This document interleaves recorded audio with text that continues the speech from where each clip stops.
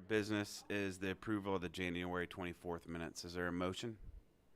Ms. Daly, Ms. Blair, any questions, comments, corrections? Seeing none, all those in favor? Aye. All those opposed? Ayes have it. Next, we have informational items. We'll just move and receive and file those, but we do have Mr. Setti here to give us his annual report. And this is one of the things, to Mr. Setti's credit, he does come and gives an annual report where we had talked about places that we had given money to that they need to start coming in on an annual basis and giving us reports. And that is something that Chris and the Economic Development Council have always been very good about. So there is a PowerPoint in your good reader, and I'll turn it over to Chris. Thank you, Chairman Dillon. Nice to say that. And so thank you for the opportunity to give you some information. I'm going to try to stay brief, but I'm going to point on your desks. We put some postcards that we made up. We actually produced a physical annual report, which is not that. But there's a QR code on there that you could scan. You can actually go to our website. What we find is that we email out, and you guys and everybody else gets 100 emails a day and doesn't, so we actually produced a physical one that we mailed to one basically to each of our investors, but then we created these postcards as a way for you to be able to access our annual report, which shows a lot more information. And if you're not a QR code guy or girl, you can go to our website, which is greaterpeoriaedc.org, and you can find it there. We had a great year, and it's thanks in large part to the investment of Peoria County. And I just wanted to show a few, do I have the control here? Obviously, you guys, I think, hopefully know enough about us by now, but we do cover 5 counties, including Peoria County. I will say the majority of our work is done in, I would say, in Peoria and Tazewell County, because that's where a majority of the businesses are. But we do provide services to our friends in Woodford, Logan, and Mason counties as well. So what I want to do is just kind of give you a highlight from each of our areas. In addition to our planning work that we do in crafting and managing the region's comprehensive economic development strategy, we have kind of 5 program areas. I just wanted to give you a quick highlight in each of those areas. So the first and maybe the most obvious is business attraction in our work to market the region to the rest of the world in a way that it's not confusing, right? If there's a big trade show called Select USA in Washington, D.C. that happens every June, and we send somebody there. But imagine if you were a foreign company and you're showed up and you then are approached by somebody from Peoria and Peoria Heights and West Peoria and East Peoria. That would be very confusing. So we work to collectively market the region to the rest of the world, particularly around industrial development. One of the things that we did this year that we were really proud of is we started to try to be more aggressive. We receive a lot of inquiries about industrial buildings or sites, and we respond to them. But it's really, any of you who have been in business yourself recognize it's all about relationships, and how can you build relationships? And the core audience of this relationship building is the site selectors. These are corporate real estate professionals. They're corporate management professionals who help companies with relocations and expansions. So these are the people, they don't handle a big portion of these decisions, but they're the only group that you can kind of get to because you don't know who those people are at any individual company of the hundreds of thousands of companies in America, but there's a relatively small group of professionals. So we actually brought 6 of them to the Peoria area. One group of 3 in June that we showed off our region. This was done through Intersect Illinois, which is the state's marketing firm or marketing organization.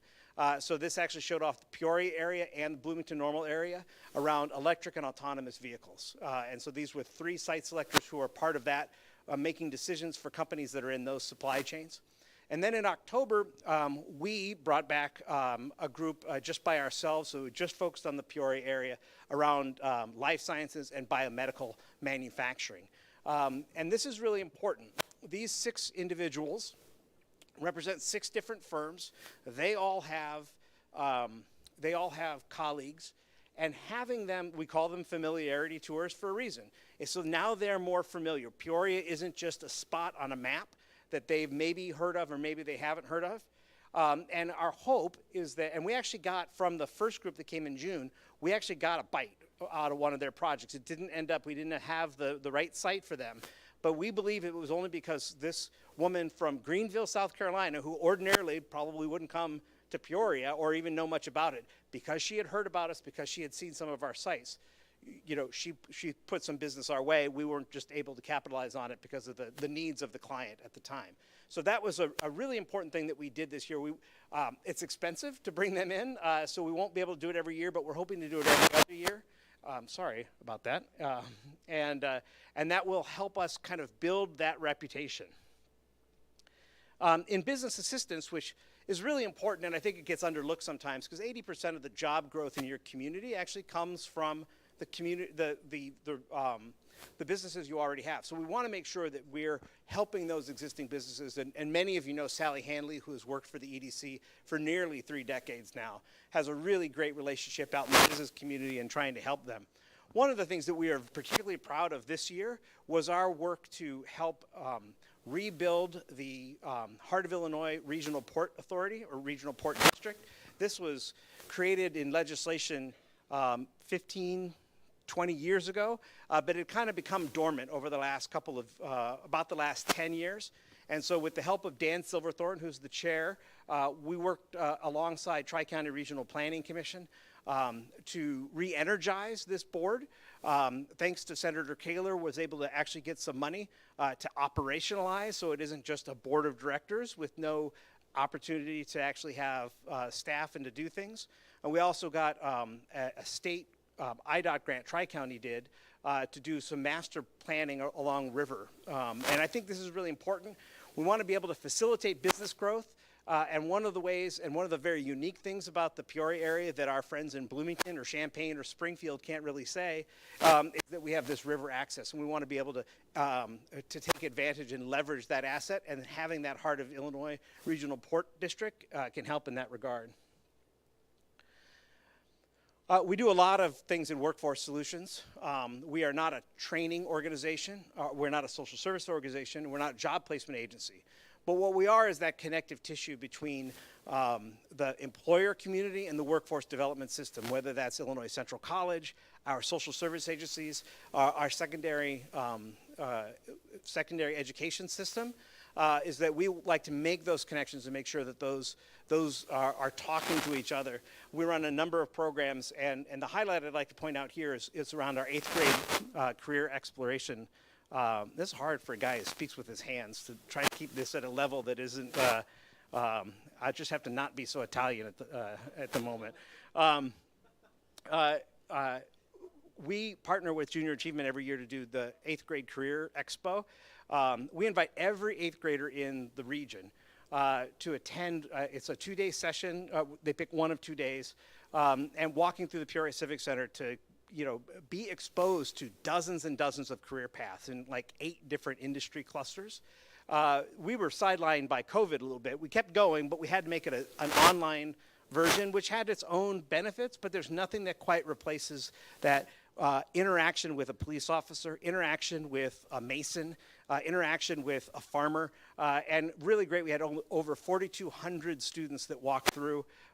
When we did this in person prior, we had over 5,000. So we have a little bit of catching up to do to get back into our pre-COVID routine, but it's really great. And then we added a session for high schoolers that's a digital version called You're Hired, where high school students can explore jobs, also careers, but more around jobs that are available immediately, whether that's internships, job opportunities, or apprenticeships. A lot of work with innovation and startups, and we worked with Dr. Blair on the county's the Smart Start dashboard and start a business in Peoria County. Dr. Blair and I were just talking about that beforehand. But a lot of our work has gone into the Distillery Labs programming. We are proceeding with Distillery Labs. It's been, the construction of it has been delayed by, I think you all are maybe experiencing these same problems with your health department. Just the cost of things has gotten a lot greater, and trying to live within our means as an organization. But recognizing that the building itself is important, but the programming is much more important. So we've really been launching the program, the G-Beta program, which Peoria County is a big supporter of. We're recruiting right now for the next cohort for G-Beta. So if you know any startups that are interested in a free 7-week accelerator, we've seen some really great success with that program. And then finally, rural outreach and development, which you as a county board probably understand better than if I were speaking to the Peoria City Council or the East Peoria City Council or anybody else. Because we recognize, that the city of Peoria has an entire department of economic development. And many of our communities have people that do this work, but many of our communities do not. And so how do we interface with those communities to make sure that they are taking advantage, first of all, are knowledgeable of, but also taking advantage of resources that are available to them to meet their economic goals? Two real areas that we focused on this year. One is broadband, and I think my colleague Kathy Brown was here a couple of weeks ago, and we helped with a planning process. We also helped with a feasibility study that I think you approved just 2 weeks ago, whenever your last county board meeting was. Rural broadband is an economic development issue, absolutely. If our rural communities aren't connected to the internet, they will cease to be vibrant or viable places in the future. And then secondarily, something that may not be as closely on your radar, but is the fact that the Edwards power plant has closed. That comes with it unlocking actually a lot of both federal and state resources. So we've worked with Mr. Sorrell and others to make sure that we're taking advantage of some of those funds to make sure that we are properly handling the transition. I believe that's it, because that's the 5. I just wanted to maybe mention the idea of collaboration. And sometimes I think that there are people out there who believe there are too many organizations that are involved in economic development. And I can appreciate that we are working on that. There's city staff, there's chambers of commerce, there's the Convention and Visitors Bureau. And so I appreciate that. Here's the analogy I use, is that there might feel like there's a lot of cooks in the kitchen, but there's a big meal to be prepared. And we're all actually working really well together. And I wanted to highlight 2 things. One is the big table, which we actually had a press conference. It was like an hour-long press conference. This is the longest press conference I think I've ever been at today, to talk about the big table, which is actually what we named our comprehensive economic development strategy, based on hundreds of pieces of input from individuals over the last few years through the big table.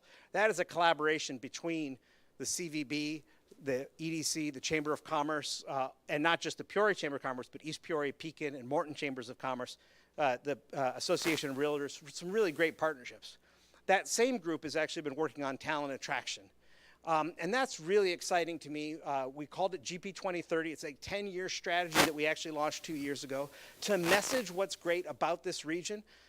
Its affordability, its accessibility, its interconnectivity, lack of commute. All of the great things that are about the reason all of us choose to live in Greater Peoria, we want the rest of the world to know. But in so telling that story, also telling ourselves that story, because as you might recognize, some of our worst enemies are the people who are in our communities, who have a poor view of what it's like to live here. So we want to be able to have both an external message, but also internal. There'll be more news about that as we're working to attract some more corporate resources to make that happen. To be a very active marketing campaign. We've had a very modest budget over the last 2 years, but I think we're going to have some real opportunities here in the next few months if we could solidify, some work. And I think that's one of the things that's probably really important to you. Obviously, you want more residents in Peoria County, and this is one of those collaborative efforts with our partners to help make that happen. With that, I am imminently accessible by any of these means. They even put my stupid picture on the back of the postcard so you know what I look like, so you could just stop me on the street. But I'm happy to answer any questions whatsoever. Very happy to have been here and be able to present you some information. We are your organization. These results that we've had over this last year are your results as well, and we're here to help you. I know you just went through a strategic planning process, and as you kind of work through the prioritization of that, how is it that we can help meet some of those needs? So thank you very much. Thank you, Chris. Questions for Chris? Ms. Williams? Thank you. Specifically, I wanted to address remote workers. Are you doing anything to, get people to move to this area that can work remotely just pretty much anywhere in the country? Absolutely. That's part of this, our talent attraction campaign is we think there's a couple of markets for that. One is what we might call boomerangs, right? People who are from here or have some connection here via family, or maybe they went to Bradley. So that's one market, but also teleworkers. We're actually seeing some of that where people are coming here because they recognize how affordable this area is, and they're maybe able to bring their San Francisco or Portland's salary to a Peoria area. So it's absolutely one of our markets. When we have some more resources, which we hope to be able to announce here in the next couple of months, we'll be able to double and triple that effort to get that message out, because marketing is expensive. To get to penetrate into people's decision making through social media and traditional media, it just takes a lot of money to make sure that people recognize the opportunity. Any other questions for Chris? Well, Thank you very much. Thank you, Chris. Next up is a resolution for the IDHS grant for safety improvements. Is there a motion? Ms. Allison, Ms. Duncan. Thanks, Mr. Chairman. So as it describes in the agenda briefing, Speaker Pro Tem Gordon Booth, as part of the current state fiscal budget, got $75,000 of general revenue funds appropriated to the Department of Human Services for public safety improvements and crime reduction. It's from the state's allocation of the American Rescue Plan Act. In the lame duck session in January, she added an additional $50,000, so it's a total of $125,000. At her request, we are using these dollars through the grant from Department of Human Services to install lighting along our stretch of Glen Avenue, while it's still our stretch of Glen Avenue. That is the stretch between Sheridan and Knoxville. What will occur, assuming this gets approved by the board, the committee today, and the board next week, is we'll work to get the grant agreement finalized with the Department of Human Services, and then Amy from the Highway Department and Cindy Luce from Hanson Professional Services, who is the city's contract engineer, are working to identify from an engineering standpoint just exactly how many lights we can acquire and purchase for that dollar amount before the end of the state fiscal year, which is June 30. So what's before you today is an approval of two things. One, authorization for me to execute the grant agreement once we get that finalized and the state attorney's office has reviewed it. And then second is a budget amendment to accept the revenue and appropriate dollars for the spending. This is a reimbursable grant, so we have to front load the expense, but it is a 100% reimbursable. So the outlay is $125,000, but we will be reimbursed for 100% of that. The recommendation is to take that from the reserves of the general fund. Happy to answer any questions. Questions for Mr. Sorrell? Seeing none. All those in favor? Aye. All those opposed? Ayes have it. Next is a discussion of the standing committee. Coach, you're up first.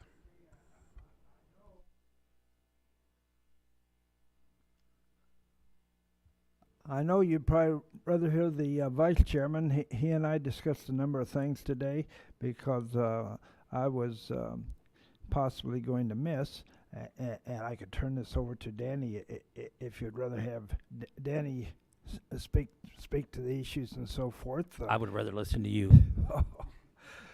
Well, but anyway, as you look there, our committee was very busy. We had 7 different resolutions that we proposed for you, and 6 of them had to do with the highway department. They're always, the busiest of, I think, all of our departments. We have a great highway department headed up by Amy McLaren and Jeff Gillis. The very first one that we're dealing with has to do with the Pulsifer Road Bridge. And what they asked us to do was to change how we are going to fund that bridge. We are now going to fund it with the motor fuel tax instead of the bridge fund tax. So that is a correction from something that we had done earlier. The second resolution, as you see there, has to do with our yearly seal coating and our tilling, and that, of course, comes on the township motor fuel tax, which our county engineer controls and passes it on to those that meet the requirements and so forth. And we had pavement maintenance services out of Henry, Illinois. They are the ones that they selected for Akron, Elmwood, and Halleck townships. The other 9 townships are going to be done by Porter Brothers, and they are out of Rock Falls. So those are the first 2 resolutions. The third resolution is a resolution that you've heard of quite a bit because we've worked on Old Galena Road for about 3 years now. And the original bid, of course, came by way of Stark, out of Bloomington, Stark Brothers. This was a state open bid. We really didn't control the bid and so forth. Well, the last bid that came in was $2.5 million under what we had anticipated, which is really great. The work's going to be done over there in that Caterpillar and where the school is. And what really benefits us is the fact that we are going to use Rebuild Illinois money instead of motor fuel tax, and we'll be able to use that motor fuel tax elsewhere throughout this year. The next 2, 4 and 5, have to do with the highway department, as I told you. All of these that I'm talking about, they're going to buy 60 radios, and these radios are really out of a company out of Chicago, Motorola Solutions, and these the name of these radios are Starcom, and Amy was very high on this particular company. It comes out of their general fund. The phones are very, very good. She said they're very clear. Two very important things. We're going to have our own channel, and they say that's very, very good for the communications. And on top of it, we will own these, so they will be ours. And the next one has to do with the installation of these. And I was talking to Danny Kels today, and I mentioned that Supreme Radio. Well, he had dealt with Supreme Radio out of Peoria Heights, and they're going to put these in our tandems, some of our tandems, some of the heavy equipment, and our pickup trucks, and this will come out of what we call the highway matching funds. So they have been budgeted for to the tune of about $85,000. The next one is our annual permanent maintenance program that we do with the Bradley University Civil Engineering Department. They each year make a study of about half of our roads. This has been going on since about 2008. Not only do we get to help Bradley University and these students, we also get a look at some of the quality that some of these students have, and we've been known to hire some of these as future engineers whenever our budget allows it. And that's what many of us ought to be looking at, the budget for the highway department, because they have been short of a lot of engineers. This is going to be a cost to us right around $30,000. Now the last one is the one that we probably talked about most of all. And this has to do with our solar agreement with Hakatola and this company. We are right now adopting a resolution for you to look at next week. It has to do with their work with the JDC, the Juvenile Detention Center, as well as the Highway Department. Now, here's the key thing. We're trying to save energy, and we're trying to save many other costs. If we don't own it, we will have no capital outlay. However, I quickly learned with many knowledgeable people on this committee, and we're going to make a recommendation to you, and I don't want some of you to walk away from here thinking, gee, doesn't that committee know anything? Can't they make a decision? Because what we're going to recommend is this particular issue be put on the agenda, not the consent agenda. We want discussion on this. And we want everybody to look at whether or not you think we should own this, or whether, like I said, we have no capital outlay. Because if we own it, we're going to have some costs ourselves.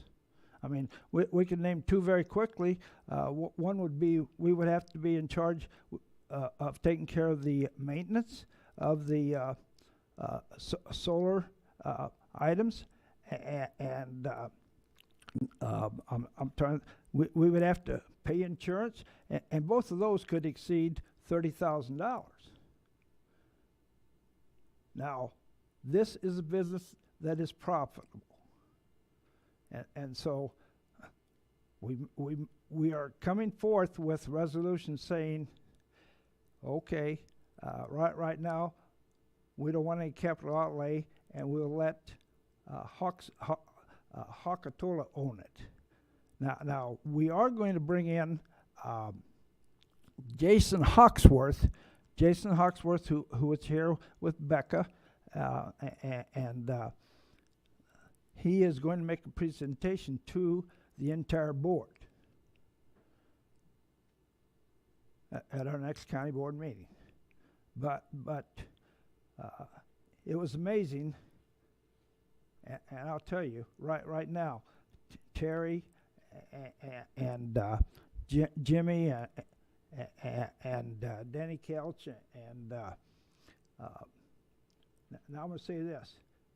I'm not trying to in any way talk about the knowledge of Betty's, but my knowledge and Betty's are about the same. I think we're learning, aren't we, Betty? Aren't we learning about solar and so forth? And Sharon, she also contributed to the knowledge of this. So you got a very knowledgeable group on this committee in regard to solar. Does anybody have any questions? I hope I made everybody understand. Questions for Coach? Coach, did you, I don't know if I passed up on the, let's go back to item number 4. Did you let them know what the radios were going to cost themselves? The 60 radios? I think it was what, about 260,000. 257,000 approximately. Two hundred And then sixty this thousand. last item on solar, I didn't hear it, so they might want to, think about this, about how much that system was going to cost on Okay. the solar. Well, I think what part We're of going that, to talk about that at the next month's meeting? so what I asked Scott to do is put the two presentations from Hakatolo from last month and this month in our weekly update so that board members could actually see Ahead the of time. cost of owning the versus Right. the cost of everything. So that way you have 5 days to look at it before That's the what I was saying. presentation. I wanted them to have a chance to look it over. So we'll do that and have it in the agenda or weekly update. Mr. Phelan? Is it expected we'll be voting on this? So there is a tight time frame that has to be hit for, I believe it's April when the window opens for them to apply for the credits. So there's not a whole lot of time for us to keep researching this. We've talked about it for about 2-3 months now, back and forth. So this will be something that we would be voting on at the next meeting. So if we can get some of the information from Hakatolo, from the power purchasing agreement or owning it. The only reason that owning it is even part of the conversation is in the last federal bill, Inflation Reduction Act. It allowed governments to actually receive the tax credits for purchasing these. So they were presented as purchasing or owning it, and the committee has debated extensively, I think, about pros, cons. There is the option that we purchase it after 5 years, 7 years, 10 years. So there's things in those presentations that will answer that, and then Mr. Hawksworth will be here to give an overall presentation and answer any more questions that the board might have. Fair assessment, Coach? What about any of the other committee members? Does any other committee member want to say anything?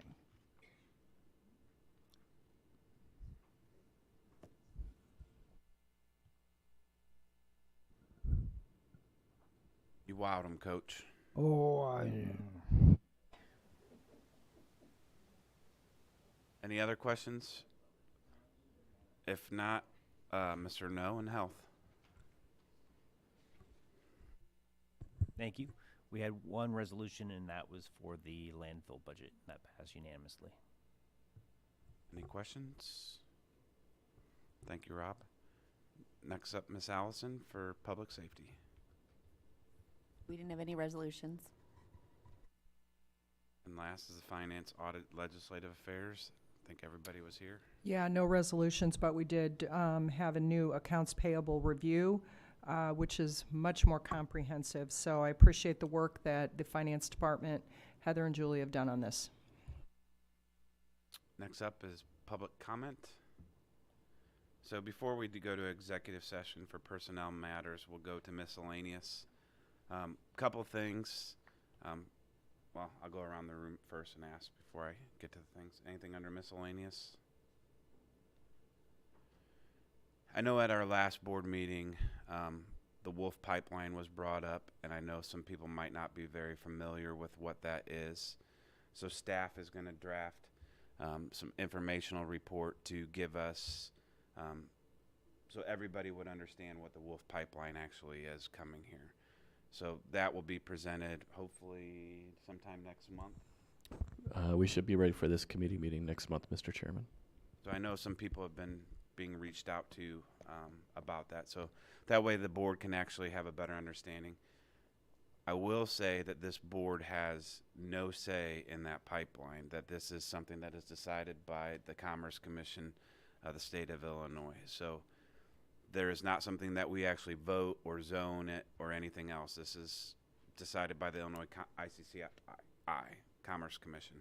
So just want to make that clear to everybody. I know that can be confusing. So that's coming. And then lastly, a couple different things.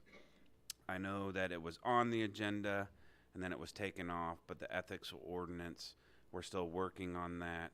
Mr. Sorrell has been doing a little research. We're talking about how everybody goes online and does a sexual harassment training, that may be implementing some sort of ethics policy online. And then there's some other things that we review. So it's still going to be coming at some point, but it was just taken off for the time being for some more homework. So if anybody had questions about that. And those are the only thing I have under miscellaneous unless there's anything else. Okay, seeing none. Is there a motion to go into an executive session? Sharon, Ms. Blair. For personnel. Oops. Hold on. All those in favor? Aye. All those opposed? And then we'll have to wait until everybody clears out of the room.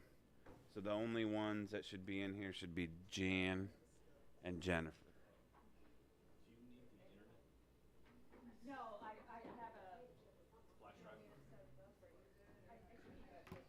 Mr. Mattel?